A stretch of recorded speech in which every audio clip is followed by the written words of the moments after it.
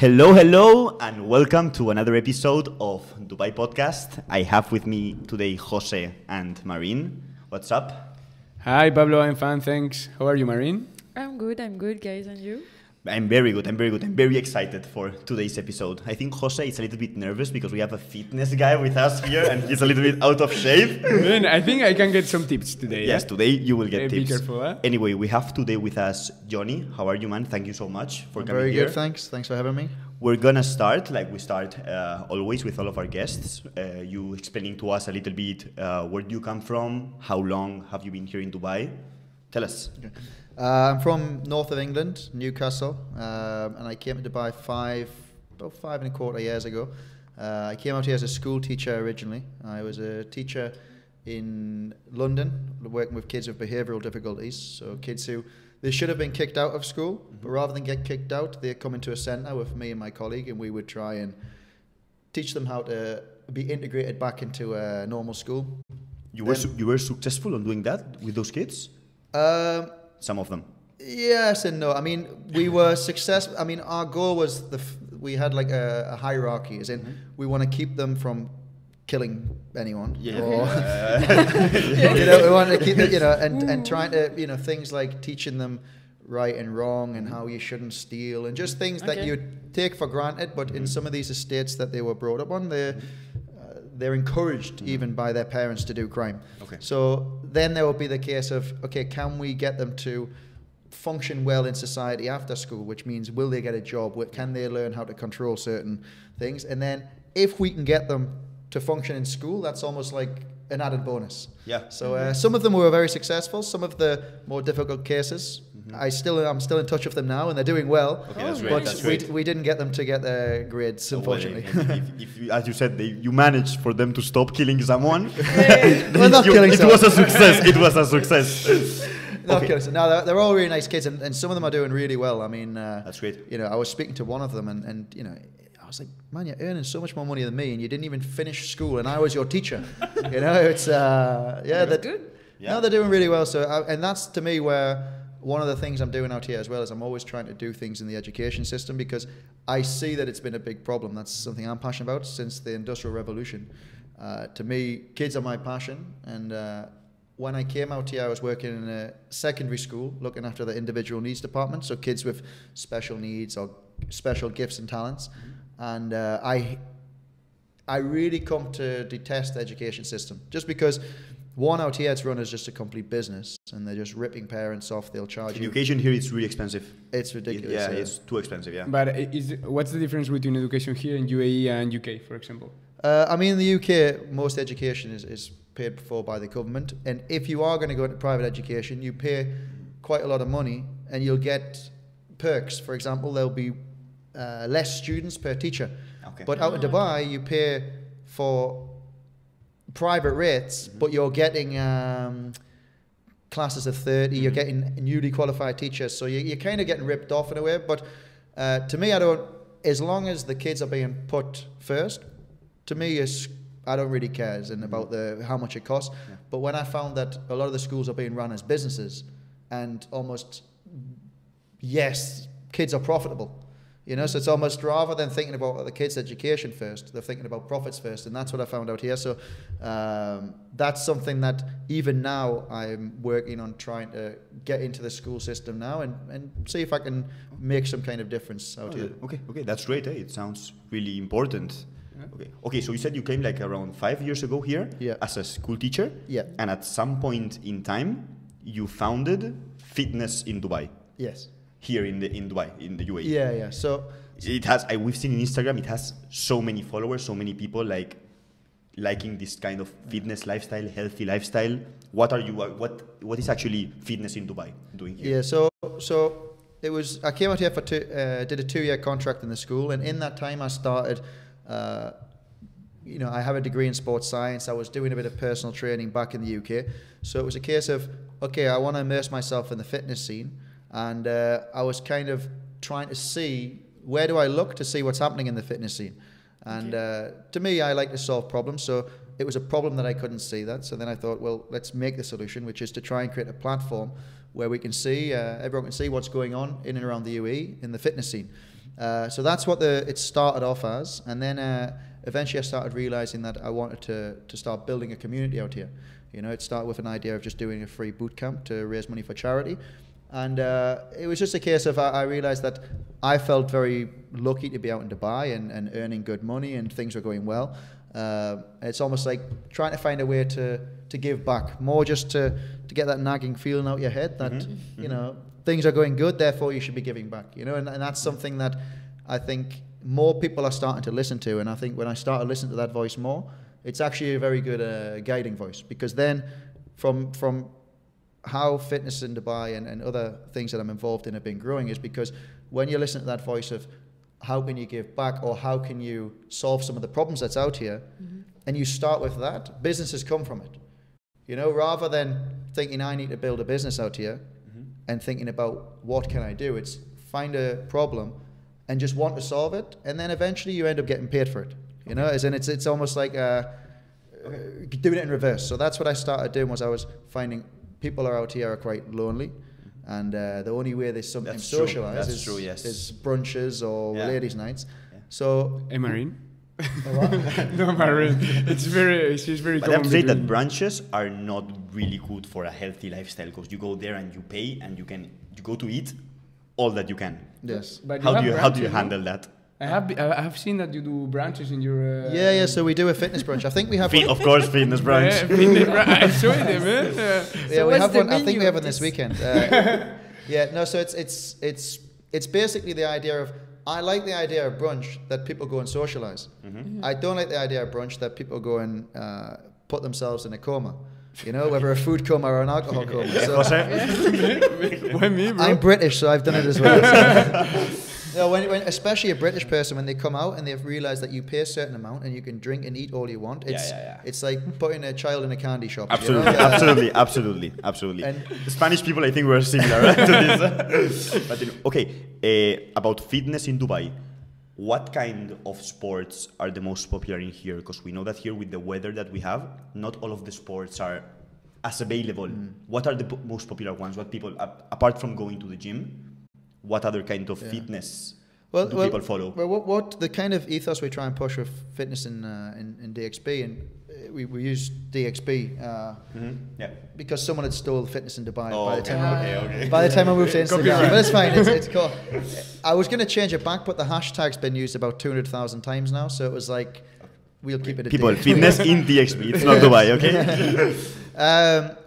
So obviously, again, looking at what we were trying to do is to try and the tagline of Fitness in DXB is to make the UAE a fitter and healthier place, you know, and almost the goal of it is to leave some kind of legacy. So one day we can look back and say, hey, look, because one of Dubai's vision is to be the healthiest place in the world. So I can look back and say, hey, look, we had a little part to play in that. So when we look at it that side, it's in, okay, well, when we're trying to build these communities, what do people in Dubai want to do? Do they want, because I was doing free boot camps and people were enjoying that, but not everyone, because not everyone wants to get up on a Friday morning and do a boot camp. True. So we almost just started asking people, and then that's why a lot of our activities, they're not hardcore sports. We do have volleyball that happens every week, but we do a lot of scuba diving. We do even quad biking, which isn't really a sport, but it's getting out, it's getting active. It's just kind of bringing people together and burning some energy together, you know. And going to Maldives is as well a kind of fitness. Because I saw that fitness DXB. Going to Maldives. As long as we have an excuse or a reason. I saw videos going to Maldives doing scuba diving with dolphins. That's great. So Jose, great. Don't be afraid, because Jose is the stalker of the group. So he stalks all your accounts. All the guests, yes, and then ask you like private questions like, what were you doing in Maldives? I told you not to talk about that. You were telling about being healthy here in Dubai, like the healthiest place in the world. Do you think it's easy to get healthy in here? Because I'm putting myself, or like Jose's situation, whatever. It's very easy to, for example, order food here in Dubai instead of actually buying your own food, cooking it, like healthy food. And there is lots of fast food. Exactly, it's a lot of fast food. It's really easy to order. How healthy is really Dubai? Look, I'll tell you the thing that you don't want to hear, and that is it's very easy to be healthy in Dubai. Now, people don't want to hear that, and I know you don't want to hear that, and I'm sorry. I do. No, you don't want to hear that. You're ordering food like 5 times per week. That's not true. 5 times per week. We stopped. We had like a New Year's resolution, like ordering like 1 time per month. Yeah. It's not been accomplished yet. But we are on our way there. You're on our way. Anyway, yes, but there's too many, it's very easy to order. That's the problem. In our country, it was not that easy. No, but this is healthy. Yes, but that's the thing is back in your country, if you're going to order food, it's normally Chinese, pizza, Indian. Yeah. Now in Dubai, everywhere delivers. So the excuse that you use, everywhere delivers, is yes, including the healthy places. Mm-hmm. You know what I mean? So and because now this whole movement of Dubai being the healthiest, trying to be the healthiest place, it means that they're welcoming businesses that are promoting healthy foods and healthy services. So therefore, it's very competitive. As someone who's in the fitness and health industry, I'm telling you, it's very competitive, which is bad for us, but good if we care about the future and this being part of the legacy of this place being the healthiest place in the world, which we do. So therefore, it's great for you guys. Why? Because there's more gyms than probably apartments nowadays. There's more. You could go on many of the apps now. Order vegan, vegetarian, pescatarian, low carb. Anything. What do you think about this vegan movement? Yeah. What do you think about being vegan? Are you vegan or vegetarian? No, I haven't eaten meat in 2020. Okay. So 1 month now. Yes. Well, that was my goal. My goal was... I did it also. I was surprised. Really? Well, I did it for 1 month. And how did you feel? I felt good. Yeah. But what did you do? You took No, your I felt first... good. I felt good. You had a sick leave, bro. No, I didn't. Anyway, I felt good, but I didn't feel any different to when I was eating meat. I was not with more energy, or I was like less tired. Honestly, I was not feeling too much of a difference. Yeah. As I thought that I would have. People were telling me like, without the meat or anything, you're going to start feeling less tired, even like you're going to be like with more stamina or whatever.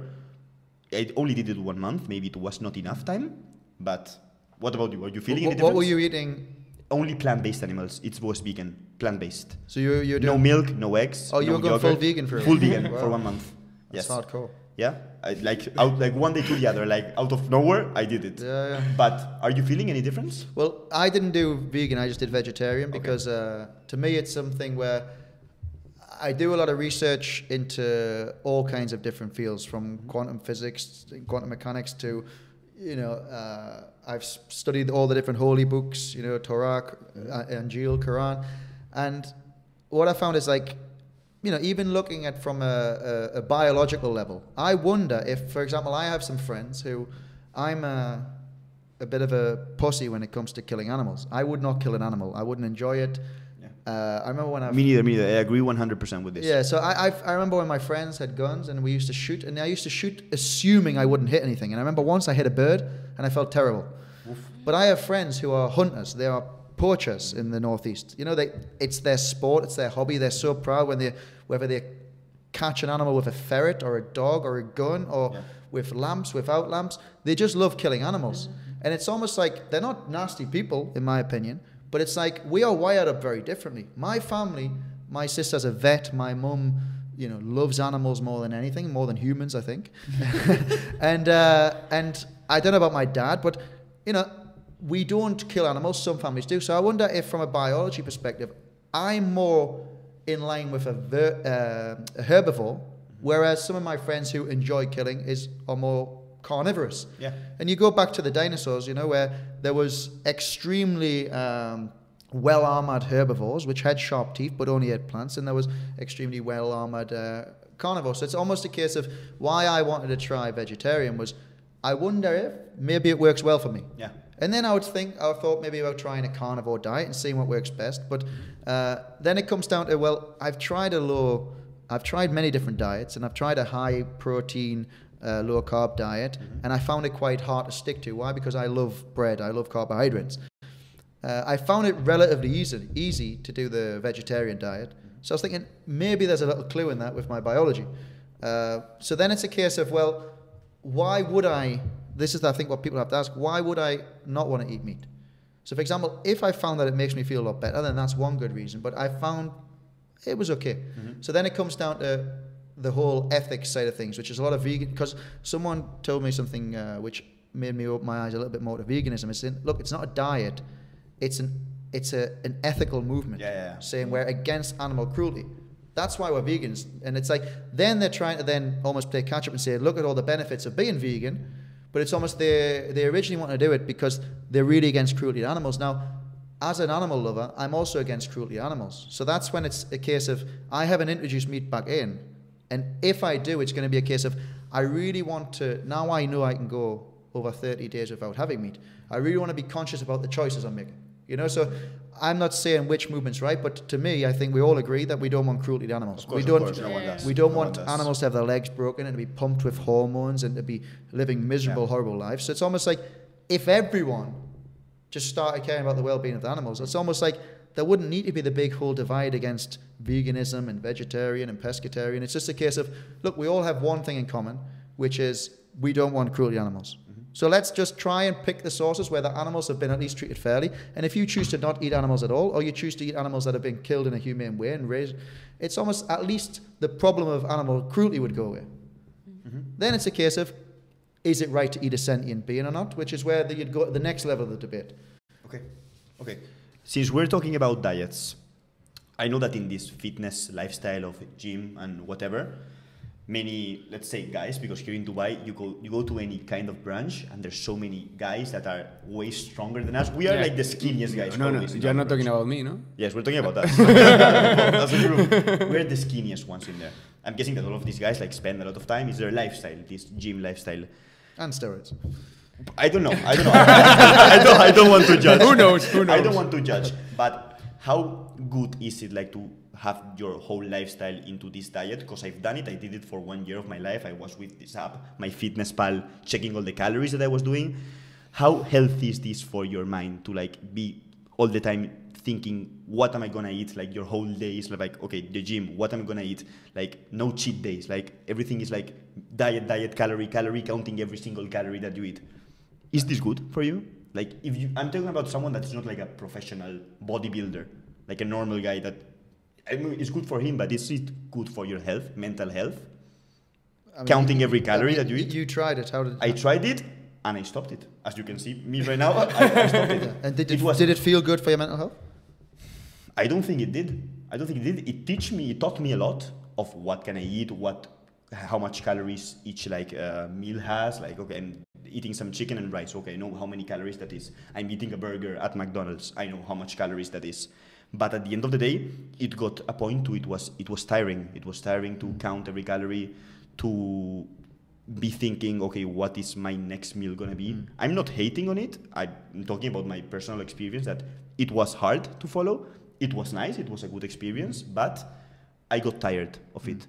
But what do you think? Well, to me, if you remember when you were at school and when you first were learning how to write and form words, your teacher would put the highlighter and they'd give you the outline and you'd go over it.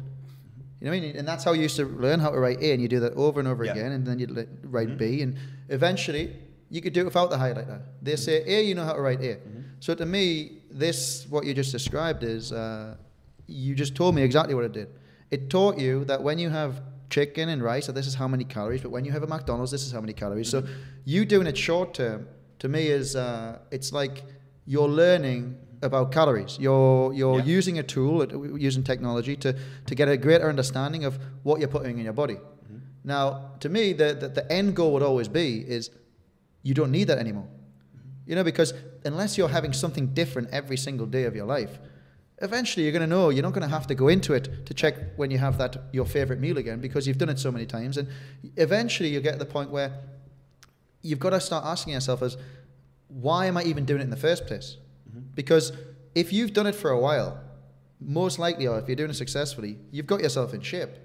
So now it's a case of, well, I know how to get myself in shape. I've just done it. I've even just done a little bit of mathematics throughout the process, and I've almost pretty much developed a formula in my head. I know what kind of meal sizes to eat and know how many calories there are. So it's almost like you've just used that to almost learn something about yourself, which, in my opinion, that tool you can go back to use any time.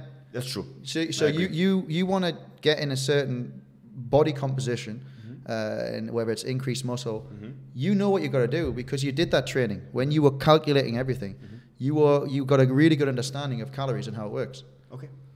I've also seen that you're a triple co-founder or founder, because there is like this 8-week challenge or 6-week challenge that gets you fit, or what's the objective of those challenges? Yes, so the Evolution Challenge. Can Jose get fit in 6 weeks? It's not even a possibility.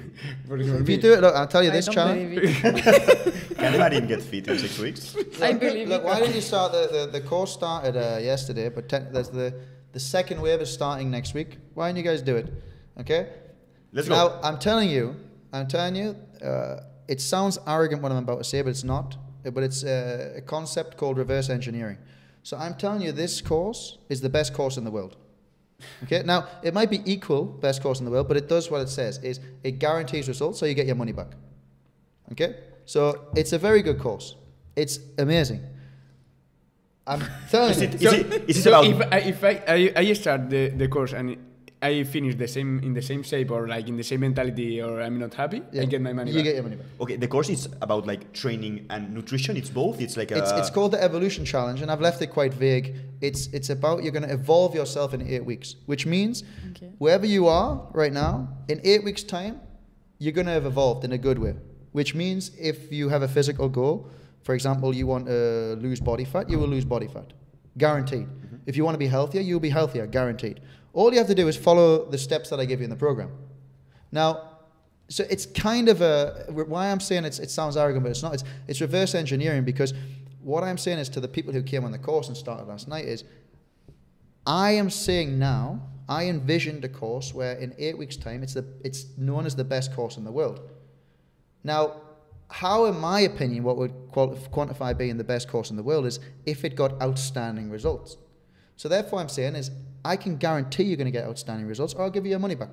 Yeah, okay? It's catchy. And then what happens is, all you have to do is we have to just go to that place where you envision what outstanding results look like. So if that means you've got yourself in better shape, and you've got yourself happier, and you've improved your sleeping habits, or you've got to work on time every day, or whatever it is that you're trying to improve, as long as we can envision that what the success looks like, then all we do is we reverse engineer it. And we go backwards 8 weeks, and then we work out how to get there. So it almost becomes like a remembering process. This is where we're going to be at the end. Now we just have to work out how to get there. And then what happens is on the course, I work with the people, because they know more than me how they're going to get there. You know, I sat with someone, this is why I was late today, who's doing the course, and I said, right, okay, you want to have a 6-pack in 8 weeks, and it's realistic. She's pretty close already. Okay, it's realistic. It's realistic. Okay. And I said, so now we're going to know that we're going to have to do a lot of exercise and a lot of healthy eating habits. Okay, so what diet do you think will work well for you? She's like, well, I went to see an endocrinologist, and they said that a low-carb diet will be perfect for me. Perfect. You'll do a low-carb diet then. Now, who is it that's giving that advice? Not you. But it's my course. True. You know, and then when I say, like I said, for example, how many times a week do you think you'd have to exercise to get to this goal? Now, she's itching to get to this goal. I don't know, maybe 3-4 times a week. Now, how much times do you exercise now? I barely go. Okay, so can we make a commitment and we make a deal that we do 3-4 times a week? You think she will make the 4 times a week during the 8 weeks? What? She will make the 4 times No, we a agree week. on something that she can. I don't want her to fail. So therefore, I'm saying, look, if you're thinking 4's too much, let's do 2. Let's start with 2. Yeah. As long as I know I can, as long as my science is correct and I know I can get her where she needs to be, because I'm not going to agree if she says, if someone who's 40 kilos overweight says I want a 6-pack in 8 weeks, I'm saying I'm not signing that. Where do I need to sign? Where do I need to sign? I'm not signing that one. You're not signing with him then. Because what the first step is, it's very simple. I did this in the last course I did is the first lecture I talk about the power of the word. And what happens is the success already happens in the first lecture. Not lecture, seminar, talk, which is, I spoke about this I think before on radio as well, is when I talk about the power of the word, I go through a scenario. So I talk about the Garden of Eden. Whether you believe in it literally or not, it doesn't matter. So in the Garden of Eden, what happened was God said, Adam, Eve, here's paradise. What's paradise? You can do anything. Go nuts. Go crazy, swing on the trees, eat what you want, name the animals. Just do not eat from that one tree. Okay? I don't know if you've read the book. Yeah. We know the story. I didn't want to spoil it for anyone. Yeah. They ate from the tree.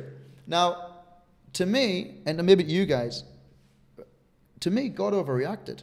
You know, he was really angry. And I'm like, man, like, piece of fruit? You're God. You can just make more fruit anytime. Why do you care about this piece of fruit? But then obviously you realize that it's not really about the fruit. It's the fact that they had one rule. Yeah. One thing not to do. Rule, yeah. No, we won't eat from that tree yet, we promise. And they broke their word. But then it's like, big deal, man. Everyone breaks their word all the time in Dubai. Especially in Dubai. Yeah. You know, it's in like... I agree. Like, come on, you expect them to keep a promise? Come on, lighten up, man. But maybe that's because in 2020, yes, it is very rare for someone to be a person of their word. Now, what I then tell them is, imagine if you guys told me a secret. Okay, not on air. And you went out of the room and you came back in and I was telling the other people the secret you told me. How would you feel? Disappointed. Disappointed? Bad. I will kill you. You'd feel betrayed. You'd lose respect for me. You probably wouldn't like me. Yeah, now, I will not tell another secret to you. Of course. Now, so if I break my word to you, you lose respect for me. So if it's just a formula, if someone breaks their word to you, you lose respect for them. How many times have you broke your word to other people? But then if I go again, how many times have you broke your word to yourself? How many times have you said, I'm starting the gym on Monday? I'm starting my diet. Every Monday. Pablo, in 2020, have you been in the gym or not? Not yet. Did you say you're going to? Yeah, you said I said I was going to, yes. So imagine. But I'm busy with DubaiPodcast. It's a very busy thing, but I will go. But you understand that if it's science, if someone breaks their word to you, you lose respect for them. And you break your word to yourself, you're going to lose respect for yourself. So therefore, after however many years, I don't know how old you are, of breaking your word to yourself, it almost, now when you make a promise to yourself, you just laugh at yourself. I'm going to go to the gym next week. Yeah, right. You know, you take the piss out of yourself. I agree. You know, it's like you say it and you start laughing because you know you're talking shit. Yeah, you're talking shit, yes. Absolutely. Now, absolutely. But like when we said we're not going to order. But what I'd say is it possible for you to be a man of your word? I think it is. You think? It's not, I mean... No, I'll tell you it is. All you have to do is you don't give any promises. You don't give anyone any promises. Therefore, you don't have to break your word. Don't give yourself any promises, don't give anyone any promises. But eventually, that's going to get you're going to have to start giving your word to someone. Otherwise, you'll just be known as the person who won't commit to anything. You know? Sure. Will you come to my birthday? Maybe not. So these people give their word to you that they're going to follow. So the first day, all she says, do we agree that if we could start keeping our word, it would be a good thing? And if everyone can agree to that, then we say, right, the first task is, can we make a promise just to keep our promises? Now that might mean you might not make any promises for a month. You might really think about it. But what happens is, something magical happens when you start really trying to do it. First of all, you fuck up, you mess up a lot. You can say fuck up. You mess up a lot and you realize, shit, I'm really bad at keeping my word. But then you start realizing that, okay, but now I'm aware of how bad I am and I've set myself a challenge to be good at keeping my word. It becomes a bit of a game and all of a sudden you start thinking before you speak. Now that's a very good thing to do. Yeah. If you think before you speak. It is. But eventually it gets to the point where once you start realizing that, for example, I made a decision when I was deciding who I wanted to be, and when you realize that you can decide who you want to be. Do I want to be, if you think of who you dreamed of being as a child, did you dream of being fit or unfit? Super fit. Super fit. There you go. Super fit. You dreamed of being super healthy. You've dreamed of being courageous, not cowardly. Kind, not cruel. So sometimes you look and you think, well, why do sometimes I act like a coward when I dream of not being a coward? Why, when I dream of being honest, why am I sometimes dishonest? Well, then you start making excuses. Oh, well, you can't be completely honest. Then you say, can you? What are all the books from the Buddhist text to every text, the Hindu text? Honesty is something that a man ought to be. Yeah. Do you know any men that speak the truth? 100% the truth? Yes. No one in the world. Well, no, there is, but we maybe just haven't heard them. But I made a decision to never lie again, or try not to. And I don't know the last time I told a lie, and I'm aware that I might slip up, but if I do, I'll be like, no, that's not true. Not saying the truth is lying? What? Not saying the truth, like, for example... No. Lying is saying something that's untrue. Okay. Now, Not saying the truth is not lying. Yeah, if you don't say it, it's fine. Yeah. So for example, but obviously sometimes not saying anything. If you say, "How does my shirt look?" and I say, "I'm not going to lie to you, so I'm going to stay quiet," you know the answer anyway. Yeah, you of know? course, yes. Yeah. But what happens is I offer the challenge where people start. They use the same example. If I said to you, "Tell me a lie you can justify," the example that you're probably going to think of is, what if your girlfriend or your wife comes in and she says, "Does this look good?" or "Does my bum look big in this?" What do you say? What do you say? What do you say, Pablo? That's the usual example. And to me is, you can still tell the truth. Mm-hmm. Which is, for example, if your wife comes in, and the example that I use is, and she's wearing a dress that's yellow with a green hat, and she looks like a pineapple. Yeah. Now, you can be honest with her, and she says, "How does it look?" If you just say, "Yeah, it looks great, babe," women have sixth senses. They know they're lying. They know. You know? Like, of course they know. They know a face when someone's blown away. So you look at her and you say, "Honestly, I don't like it. You look like a pineapple." Now, she might be offended, but you say, "But wait, let me finish. If you're going out with other guys, I'm fine you going out looking like a pineapple. Because I don't want you to get hit on." That's very true. But if you just go out with the girls, that black dress you wore the other night, that one you look amazing in, because that actually shows your body and you don't look like a fruit. You understand? Now, if you find that your girlfriend or wife looks unattractive in everything that she wears, you have a problem. Yeah, of course. You know? It's you, it's not her. It's not her. You maybe have to go to counseling or something. Yeah. You know, but so that's what I found is when you actually start making commitments is to be honest and to keep your word, is all of a sudden you start becoming. This is why the program's so transformational, is because you start becoming a better friend. Why? Because I'm terrible at this. "Hey, are you free on Friday? Do you want to come here?" Yeah, sure. And I just say it, and I don't really think that they're really taking it seriously. And then when someone's like, "You didn't come on Friday," but like, "Come where?" And it's almost, you can sometimes become so loose with your tongue because, and this is almost when humans aren't talking to humans, it's when you're just doing this Dubai kind of, "Hi, how are you? Oh, really? I'll give you my business card. We can collaborate one day." You know, this kind of like this bullshit that just comes out of people's mouth in Dubai. Yeah. But when people start actually telling the truth, they have to start thinking about what they say. And then eventually, if you think, "I have to keep censoring myself because I keep wanting to say offensive things," again, you've just found a problem. Why do you want to offend everyone? Why is it that offensive things keeps wanting to come out of your heart? What is in your heart that makes you so offensive to people? Because then eventually, when you start trusting yourself just to speak, then that's what I'm saying. It's better when we just talk about whatever, because I don't know what's going to come out of my mouth, but I know that it's going to be something that I actually believe, because I'm not going to tell you something I don't believe. So it might be something that you disagree with. It might be something that might offend, but because I have no reason to want to offend you or anyone on the show, if I did offend, I'd say, "Oh, explain why," because I really didn't mean to. Yeah. You know?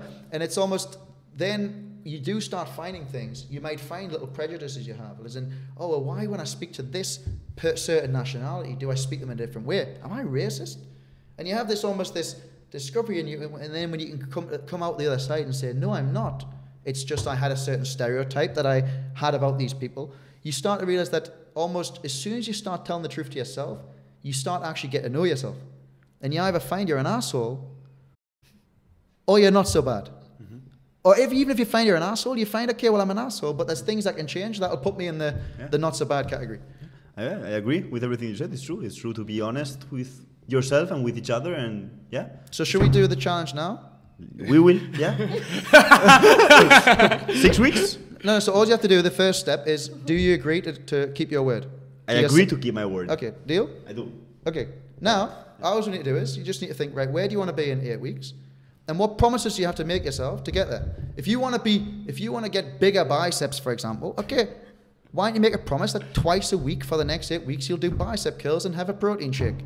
You know? Yeah, well, I can do that, eh? No, it's possible. That's the thing, is anything's possible. Yeah, so not everything is possible. For example, Jose cannot get a six-pack in 6 weeks. That's not possible. Maybe, let me see. It's possible. People in YouTube are not ready to see this. This is censure. That's surgery. We're gonna talk about this 6-week program because I'm ready to do it. Let's see. but we're gonna talk it off camera. I don't want this to be recorded. No, because otherwise all the girls watching the video are gonna call me, put comments, blah blah, harass me. I don't want that, you know. No harassment. You want to make the last question that you always make to all of the guests? In fact, Jonny, what's the thing that you like the most about Dubai? Thing, it can be like a place, it can be like a restaurant, it can be like a thing to do, or like something about Dubai, like something that is not physical, you know. I think to me it's the diversity, but which I think is a place I like to symbolize as a global village. So for example, I love the fact there's 200 different nationalities in Dubai, and the fact that there's somewhere like Global Village where they've put kind of all the nationalities together. Have you been there? Yeah, I've been there. Yes, it's very nice. I liked it a lot. And so to me, it's you know, I'm from the northeast of England, where I think until I was about 12, I hadn't seen a black person, you know, and like other than on TV. And you know, there was a few people from Pakistan in my town, but it was very much just, you know, north of England people all support Newcastle. So when I went to London, I got a little bit more diversified and met some people from other cultures, but they were still just English people. So when you come to Dubai, it's like it really opens your mind. It's the third time. It's the third time a guest answers this to this question. Yes. Like diversity. But from different backgrounds, completely different people and different countries. Different countries. Well, I think as well. I think it's almost it's very relevant, the fact that I'm sat with two Spanish guys and you know, who's French? She's French. French, yes. You know, it's kind of like a constant reminder when I'm sat here thinking I'm having to carefully pick how I speak, because if I go back to speaking how I used to speak in the north of England, no one will understand me. Probably won't. So it's a good reminder. But no, and I just find that to me, I find it's like visiting the future, you know, and because they're so invested in their technology, I mean, they have all these different visions that they're doing throughout the next 50 years. I mean, they've got a global vision for UAE, for 2031, which is to do with artificial intelligence. They're doing a lot of research into blockchain. They're trying to be like the digital leaders. So what happens is you come out here and you understand how PR and marketing, and to me, I always say that I've started many businesses out here and some of them failed. I had a gym that shut down last year, and I've done it almost a fun way. And I don't know if it's more expensive than doing a business course, a business degree.